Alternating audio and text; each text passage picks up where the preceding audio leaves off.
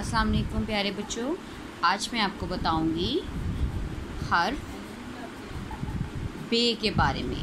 हर्फ बे के बारे में क्या आपने इसको पहले कभी देखा है? ये अलिफ के बाद आता है। बे बे इसकी आवाज़ है ब, इसकी आवाज़ है प। अब आप अपनी किताब खोलिए, पहले ब से एक लफ्ज़ बनाएं। ब से बिल्ली, ब से बिल्ली।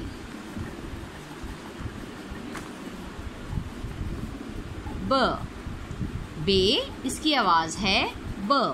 ब बंदर, ब बकरी, ब बंदर, ब बकरी।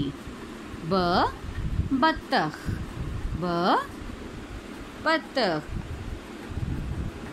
अब आप इस तस्वीर में देखिए, बंदर, बत्तख, बिल्ली, ये सब आवाज़ें हैं ब की।